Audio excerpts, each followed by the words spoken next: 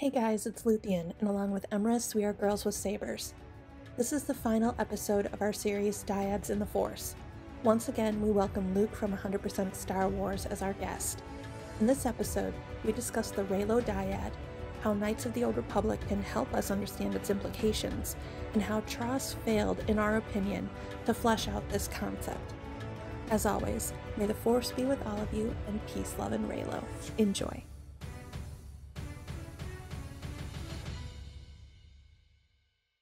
We know that Rey and Kylo and canon have a Force bond. And in The Rise of Skywalker, they revealed that to be a dyad. So you and I had a conversation, and I know other people have also speculated that this Force bond between Rey and Ben, this dyad, can also be able to explain what Revan and Bastila shared, that they were a dyad, and perhaps Kreia and Mitra are a dyad. What do you think KOTOR has to say about the dyad between Rey and Ben? When I watched The Rise of Skywalker, the first thing I thought about when Palpatine is talking about the dyad at the end, it's spoilers, by the way, if you haven't seen The Rise of Skywalker. I really hope you haven't. That would be a good thing for you. The first that he says, this kind of dyad hasn't been seen for millennia. And I thought to myself, that is definitely some sort of reference to something integral in the past. And that's got to be a reference. Like, my first thought was that's Revan and Bastila. Like, this kind of relationship where they are integral to each other and integral to the ending of each other's story. That's exactly what Revan and Bastila were in KOTOR, and that was my first thought. And I instantly thought, yeah, this is going to be like some sort of KOTOR. They're bringing in KOTOR so it can be told in the future. But I hate that the dyad was only sort of brought in at the very end of the last film. It doesn't make sense to me. Like, it should have been brought in at the beginning of the saga, even subtly. Like, they kind of brought it in subtly when they kind of force connect with each other. And I always thought that was kind of like a Mitra Surik kind of thing, because Mitra has this capability where somebody will show her something and she'll instantly be able to learn it because of the Force bond. Like, she doesn't need to go through years and years of training. She has this unique ability that allows her to essentially siphon the knowledge that she's being given and instantly master it. So like Rey does, yeah. That's why I hated it in The Force Awakens, when all of a sudden she has these capabilities to do everything. But then in the book, it explains that they developed some kind of Force bond, and they developed this unique connection during the interrogation scene. And I was like, why didn't they expand upon that in the film? Like, that's so important, but they didn't give any kind of development to it, and you're just kind of expected to believe these things. But like, it's like they didn't. I've moaned about the Rise of Skywalker so much, but they just didn't know what they were doing.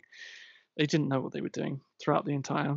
I don't want to like antagonize anybody that loves the sequel trilogy, because people do love it, but I feel like they had so many different stories planned, and they never came to an actual consensus on how it should be told, and it was just a big mishmash of different ideas. That's how I see the sequel trilogy. I think the dyad conception was there from the beginning.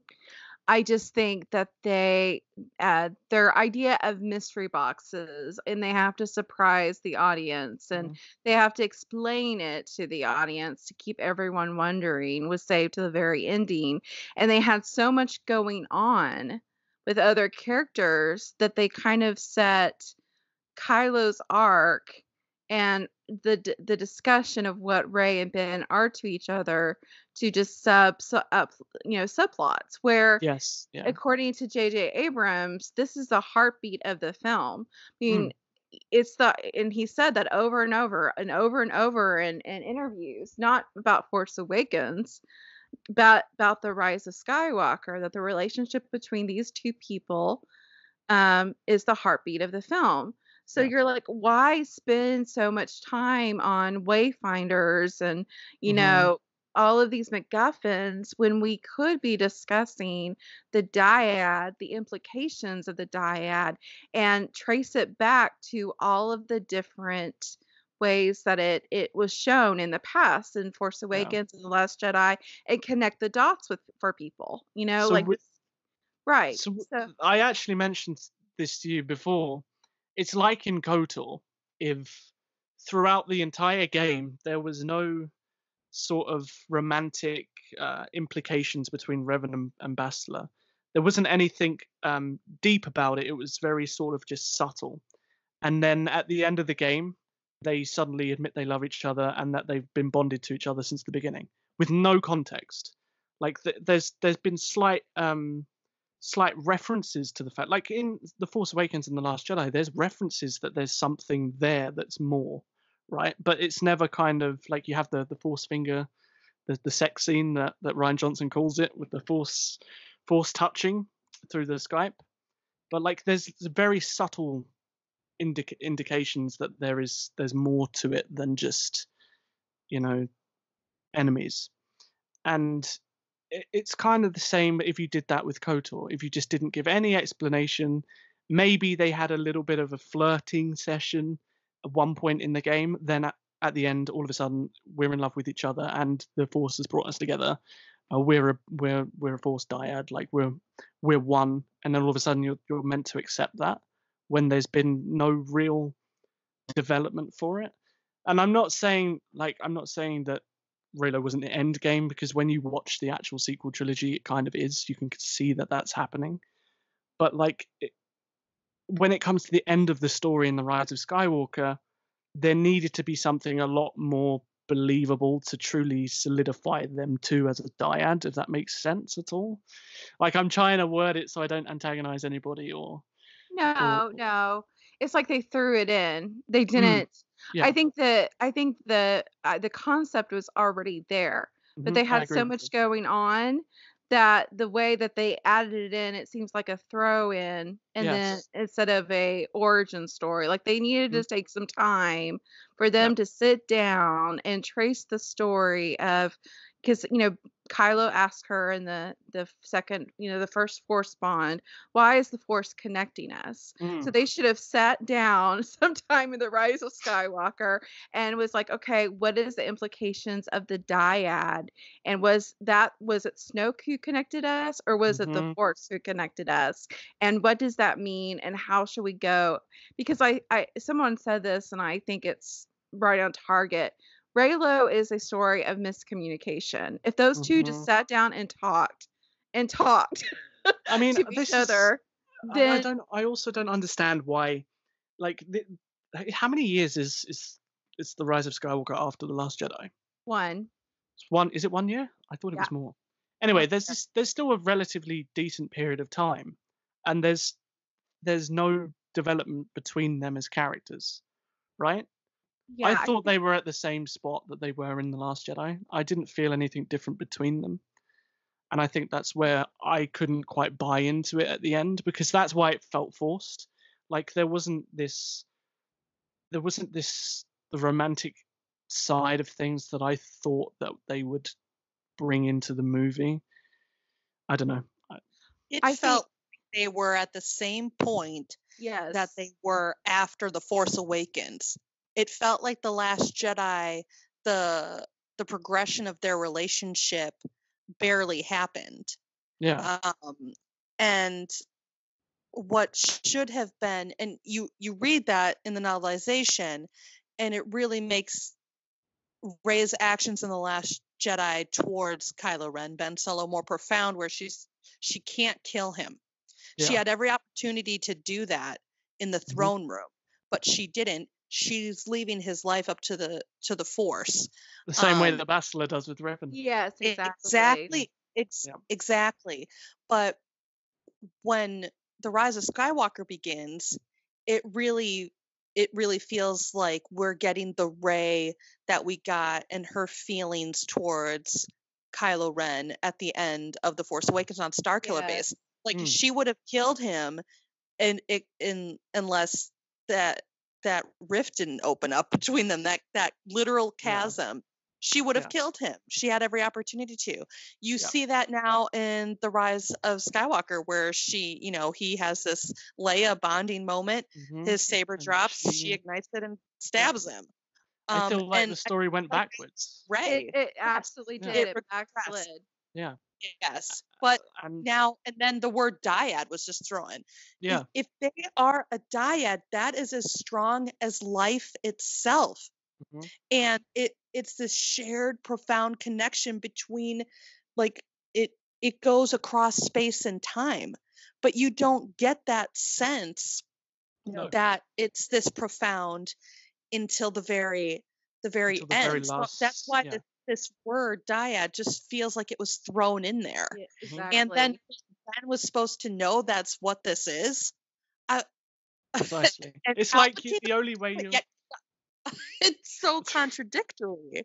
It's like you're supposed to know what. This is why I think as a KOTOR fan you have a bit of more insight into what a dyad could be because of Revan and Bastila and because of Mitra and Kreia. Whereas if you're just a casual fan of Star Wars and or even a deep fan of Star Wars but only of the movies, you're gonna have no clue what this is. You're gonna have absolutely no clue what it is. It's just right.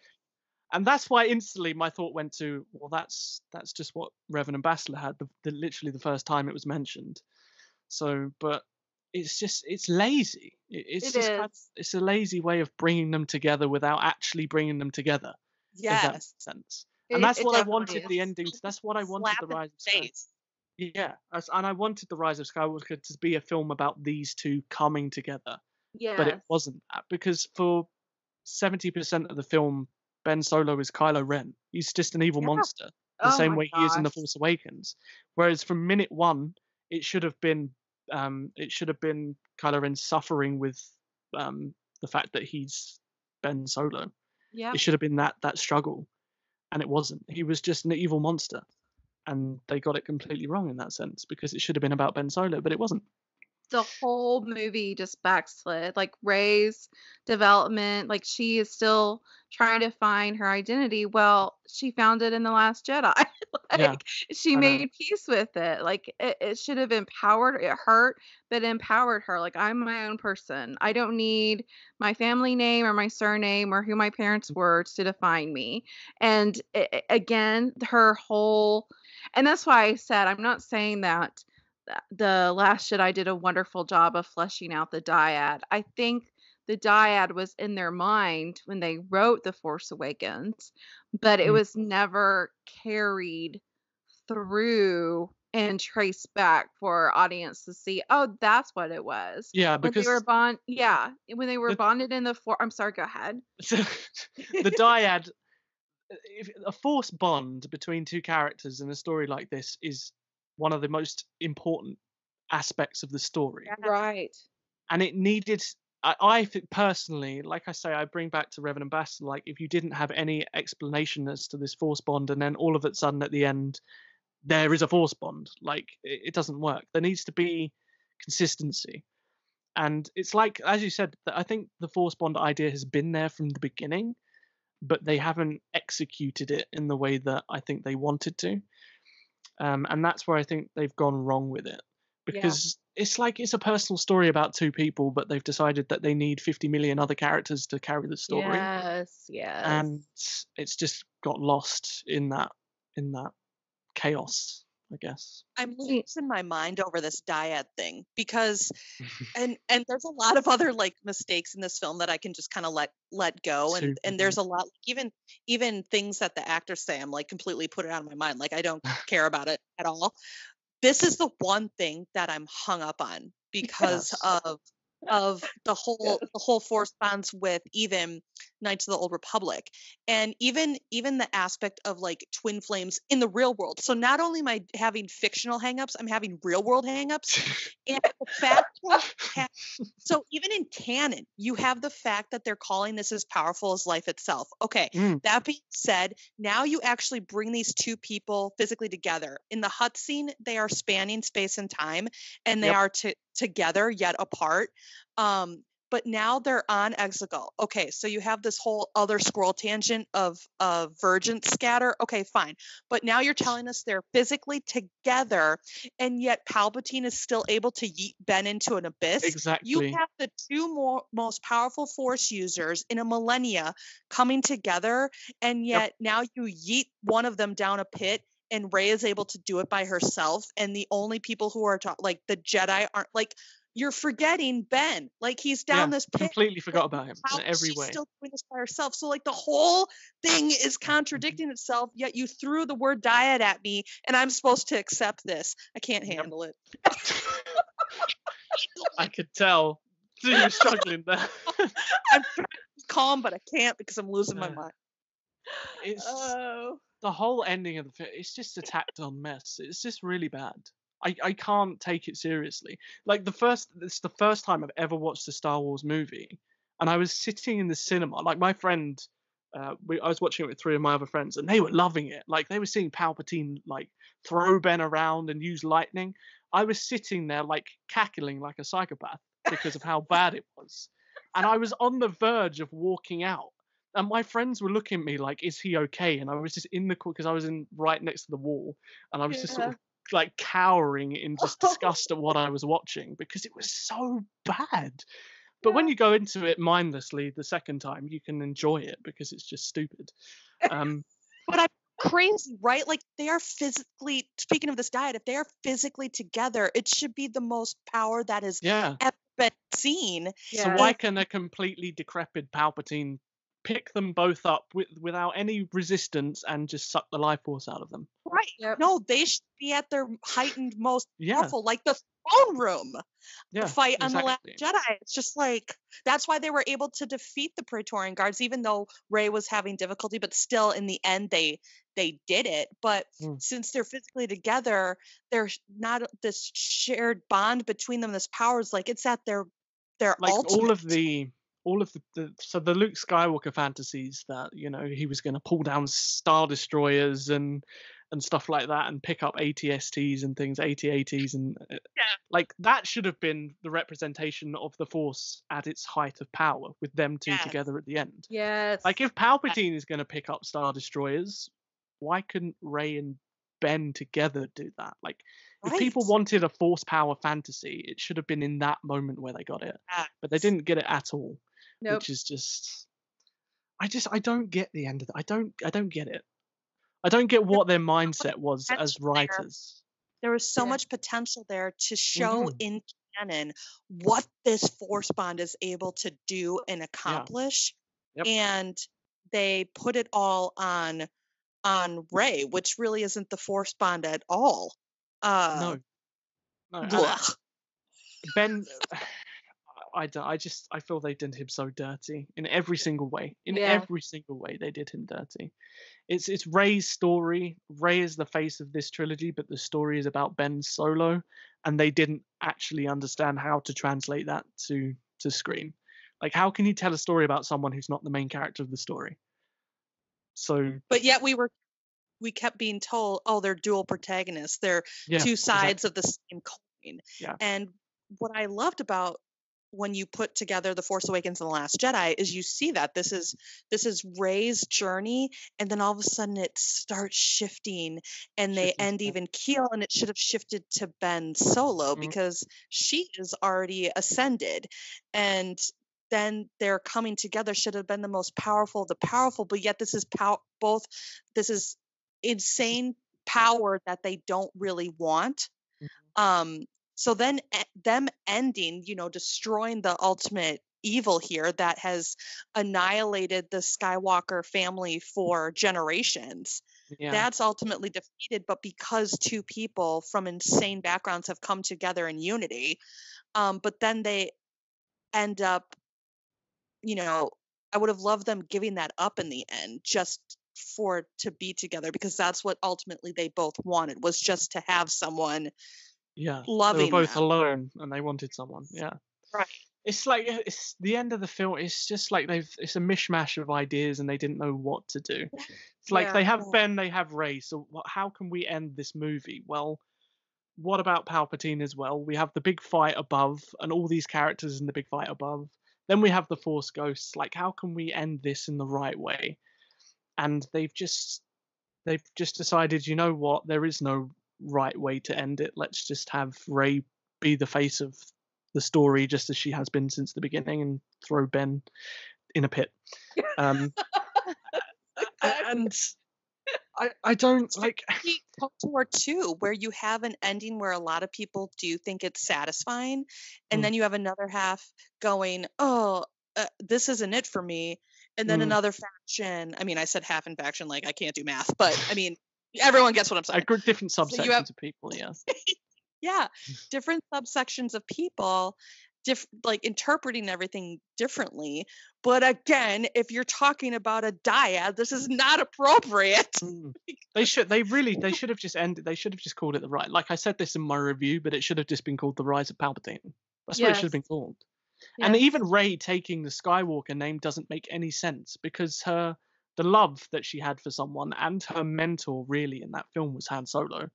In the sequel trilogy, her mentor was Han Solo, and she was in love with a Solo, so she should have taken the name Solo. Yes. Why did she take the name Skywalker? I don't get that either. Because the biggest wishes for people were for her to be Rey Palpatine or Rey Skywalker. Yeah. So I feel And like they did both. They did both. Like I No. feel like this movie was 4 scripts, and they shot 4 movies, and they're like, okay, this movie pleases the Reylos, this movie pleases the Fandom Menace, this movie pleases this subscript, these theories, and this movie. So they just like cut and paste and scotch taped it together. It baffles me how people say that it's not a giant sort of fan service movie. I don't understand how you can watch The Rise of Skywalker along with all the other Star Wars films and say this one isn't specifically designed to pander to every single group of Star Wars fans. Yes. Because it is. It's just a mishmash of people's wishes and wants. Like, that's all it is. Like, you have Rey Palpatine, you have Palpatine himself, you have Palpatine using Force powers that have never been seen before in the movies. You have Rey using Force lightning. You have evil Rey. You have Reylo. You have even when JJ said that Finn's confession to Rey in the sand was going to be that he was Force sensitive. Why would you, at the very end of your life, you think you're about to die? You've been with this girl since the beginning. This is the girl that sort of helped you become free and helped you escape the First Order. Why would you say to her at the end, oh yeah, Rey, I'm Force sensitive? Like, that's not what he was going to say. He was going to say that I love you. No. Character. No, it doesn't. Like, he was definitely going to say, Rey, I'm in love with you. Like, that was definitely what he was going to say. I don't care what J.J. Abrams said, because that's just ludicrous. But you had everything in there. I lose my English with this film, because I just don't know how to truly articulate my feelings towards it, because it's just a mess. It really is. It's a mess. And I don't mean to say that you can't enjoy it, because there is parts there is the bit where Rey, like, I'm not gonna lie, the bit where Rey shoots the lightning out of her hand, and they're both like grabbing on the ship and they're pulling it between each other, like, that was awesome. I loved seeing it. It was so cool. But then, like, Rey shooting lightning because she's a little bit angry was just dumb. Like, this, why does being angry, because she's a Palpatine, she shoots lightning when she's angry. Why? Like, well, that completely demotes Rey as a character to just being this incarnation of evil. She's not Rey anymore. She's just Palpatine. Well, giving her even the name and lineage of Palpatine basically makes her lose her agency. Like, the whole reason, and Rian Johnson has this stated as his intent in interviews. He wanted Rey to be a nobody, and said she was in The Last Jedi, because he wanted to make people understand that the Force is not inherited by blood. The Force is because you're Force sensitive because of the will of the Force. Like, the Skywalkers were the exception to the rule, not the rule itself. And that's what he wanted Rey to be, the opposite of Ben Solo. Ben, had that mighty Skywalker blood, but Rey was just a product of the Force. The product, the Force wanting to instill in her and give her Force sensitivity. So now she's powerful because her grandfather was powerful, not because she within herself is. It has nothing to do And with her it goodness. ironically completely disregards the Force dyad in that sense as well. Yeah. If you Yeah. think about it. Yes. So why even implement that at the end of the film anyway? Like it's just like when I first watched The Force Awakens and then I watched The Last Jedi, I was very much I was in the boat of I don't like Rey being a nobody because I don't think there's enough explanation into her strength. And obviously you can agree with that or not agree with that. It really depends on your perspective. But when you read the Force Awakens novel, and is it the Force Awakens novel? Is it the Last Jedi or the Force Awakens novel where they explain the interrogation scene and how they The kind of Last leech each Jedi. other? Is it the The Last Last Jedi? Jedi. Yeah. Like when you read that answers why she's so powerful. Like that's why people didn't like her being powerful, because there wasn't that specific answer. Yeah. Like if they just put in the film a little bit of explanation into this force leeching that they're sharing, I guess, into this force bond that has been created, I don't think anybody would have had a problem with her being nobody. I think it was just not explained. I think that's the Oh, only issue. they They did. wanted to They keep did have a everything problem. such a little bit of mystery. There was too much mystery here, and Yeah. you can Yeah. chalk it up to JJ and his mystery boxes and whatever have you, or the fact that they wanted to keep certain things veiled. But I'm like, you don't have to keep everything so veiled. You can still Mhm. have a level of surprise with things and the outcome of things, but it doesn't have to be so mysterious. It doesn't And have that's to hidden away. that's why I didn't like the eventual reveal of Rey Palpatine, because like I'd Yes. watched The Last Jedi. I'd watched The Last Jedi, and when I first watched it, I had come to the conclusion that I didn't really like it. I didn't like the fact that Rey was no one. Like I'd come to this conclusion. I read the novel of The Last Jedi, and it explained so much more about Rey's power and about Rey's strength and how she manages to leech that from Kylo. And I was like, actually, Rey being nobody does make sense now. Like I can get Yeah. behind it. And I finally got behind the idea of Rey being nobody and being her own character. And then the Rise of Skywalker comes along, and she's like, actually, no, she is somebody. Like that feeling you had in the Force, no, she is someone. It's like I've gone on a merry-go-round of feelings for this character because Yes. they couldn't actually just tell a cohesive story. Well, And I that's don't what think that's fair on Abrams fans. did, because Abrams, I believe, always, because he said that he's like, I knew who she was, and you see in The Force Awakens little hints that Rey is a Palpatine. So what I think what has happened is basically J.J. Abrams said, I don't like anything that Rian Johnson did, so I'm going to just remove The Last Jedi like it never happened and make The Rise of Skywalker the sequel to The Force Awakens.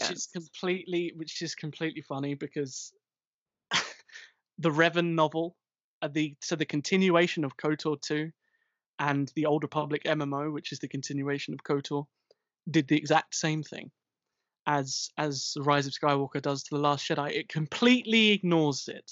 It completely disregards it and tells its own story.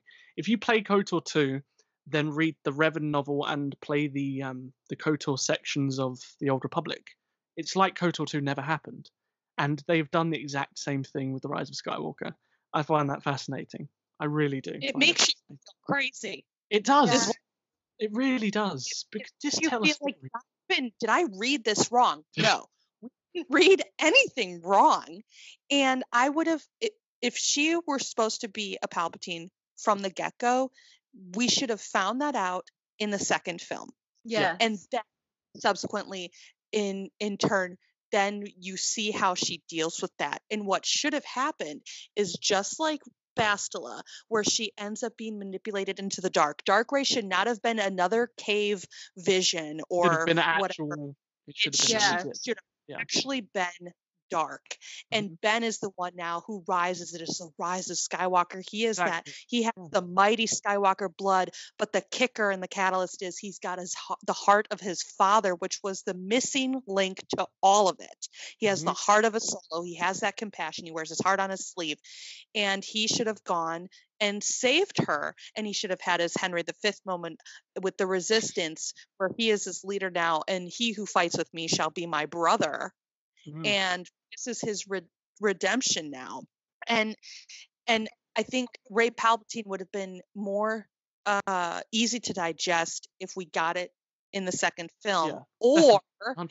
if she can't, no one can handle, even Lucasfilm cannot handle her being a nobody, then make her a Kenobi, because Yeah, you Kenobi have is so another much. Yeah. sin. You have the Yeah. other sin in the wound in the Force of Obi-Wan failing Anakin. Anakin, you were my, I loved you, but I failed you, and I'm sorry. And you see that with Luke saying, "I failed you, Ben." So now it's these teachers, these teachers failing their students. But Yes. how can this wound be healed? So if Rey is a Kenobi and she's able to get to Ben, who is a wound in the Force because of the choices that he feels he's only had to make, it's the only choice he has left, then Rey being a Kenobi and loving a Skywalker Solo is healing the rift and the wound that Obi-Wan and Anakin created in the very beginning. It would have been a nice contrast. You have Yes. Obi-Wan failing Anakin, a Skywalker, and in the end of the story, it's a Kenobi that actually saves a Skywalker. So Yeah. it would have been a very Yes. nice sort of contrast. But that's too complex. That's too complex for this era of Lucasfilm storytelling. Something that I wanted to say earlier in the discussion, where Luthien, you brought up this idea that right when Ben went into his Jedi training, that was the same time period when Rey was born. I think that was the moment of Ben's deepest wound, that he felt discarded and cast off by his parents. Like his parents felt like, we can't handle you, so we're just going to give you over to your Uncle Luke, and he can teach you how to control and manage your anger.